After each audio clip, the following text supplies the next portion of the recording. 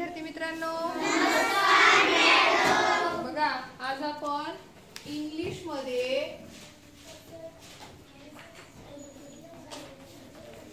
विषयामध्ये भविष्यकाळ शिकणार आहोत. काय भविष्यकाळ? मग मराठीतले वाक्य इंग्रजीमध्ये करत असताना ते वाक्य भविष्य काळात असतील तर कसे करायचे हे आज आपण बघणार आहोत. समजलं सर्वांना? बघा, एक साधं वाक्य बघू आपण भविष्य काळातलं. आपण पाठीमागच्या व्हिडिओमध्ये भूतकाळ बघितलेलं, बरोबर? तर आता आपण काय बघू? भविष्य. बघा, एक वाक्य आहे, मी तुला सांगेन.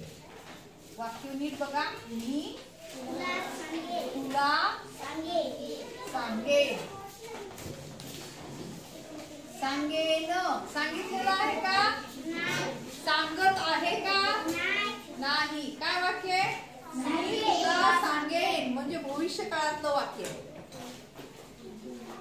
काय सांगितलं नाही, सांगितलेलं असं समजलं का आपल्याला? नाही. मी तुला सांगेन म्हणजे सांगितलेलं आहे का? नाही. सांगेन म्हणजे भविष्य काळ. कृष्णा, लक्ष द्या इकडे, सर्वांनी लक्ष द्यायचंय. मी तुला सांगेन भविष्य काळ. मी तुला सांगितलं कोणता काळ आहे? मी तुला सांगितलं काळ. मी तुला सांगत आहे वर्तमान काळ. आणि मी तुला सांगणार आहे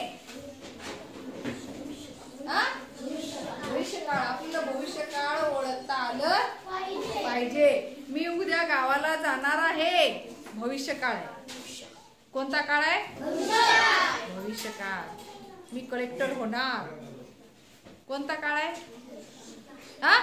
भविष्य काळ. मी कलेक्टर आहे असं आहे का? नाही. मी शिक्षक होणार भविष्य काळ. आणि मी शिक्षक आहे, मी शिक्षक होतो. बघा, एकच वाक्य तीन काळातलं आहे. एक भूतकाळ, वर्तमान काळ आणि भविष्य काळ. चालू असलेल्या काळाला वर्तमान काळ म्हणायचं, प्रसन्न होऊन गेलेल्या काळाला भूतकाळ म्हणायचं, आणि जो काळ येणार आहे त्याला भविष्य काळ असं. आलं लक्षात सर्वांच्या? वाक्य कसं आहे? मी तुला सांगेन. मी तुला सांगेन. मग आपण कोणतंही वाक्य इंग्रजीमध्ये करत असताना काय करतो? 1 2 3. आणि हेच वाक्य आपल्याला इंग्लिश मध्ये करत असताना 1 3 2. बघा, मी सांगेन. आता भविष्य काळातलं वाक्य असल्यामुळे काय येणार इथं? काय येईल बरं? विल. काय येईल?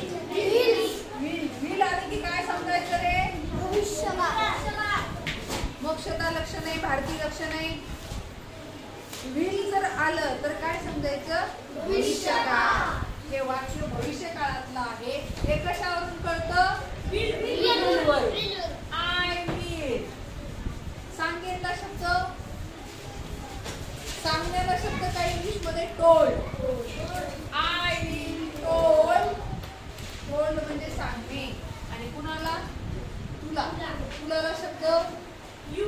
You. Very good. I will told you. म्हणा, I will told you. I will told you. I will told you. समजलं? पुढचं वाक्य बघा. पुढचं वाक्य आहे भविष्य काळातलं. मी तुला फोन करेन. बघा, मी तुला फोन करेन. केला का? नाही. कोणत्या काळातलं वाक्य आहे रे? भविष्य काळ. मग याचे 2 आणि 3 गट पाडले. 1 3 2 असं आपण इंग्लिश मध्ये वाक्य करत असताना करत असतो. लक्षात आलं? आय. मीला काही आय. आता भविष्य काळातलं वाक्य असल्यामुळे काय घ्यायचं? I will. I will.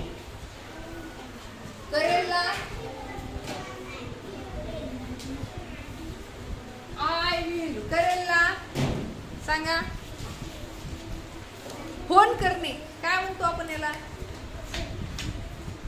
I will call. Call काय म्हणतो?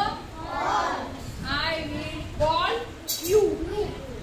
I will call you. बघा, करेल भविष्यकाळातलं वाक्य म्हणून आपण इथं काय घेतलं? विल. आणि तुला फोन म्हणजे कॉल यू. कसं झालं? आय विल कॉल यू म्हणा. I will call you. I will call you. आता पुढचं वाक्य आहे भविष्य काळातलं. मी जाईन. मी जाईन. साधं वाक्य बघा. मी जाईन. पण कोणत्या काळातलं वाक्य आहे? भविष्य काळात. काही सांगा. आय. कोणत्या काळातलं वाक्य आहे? भविष्य काळात. काही आय विल. जाणेला शब्द आय विल गो. बघा किती सोपं आहे. लिहून घेऊ नका, नंतर लिहूनच घ्यायचं. I will go. पहिले वाक्य नीट बघा, समजून घ्या. मी मदत करेन. बघा सोपं वाक्य. मी मदत करेन. बघा मी मदत करेन. आरती उभी राहे. कोणत्या काळातलं वाक्य आहे? भविष्य काळ. मी मध्ये काही मी बद्दल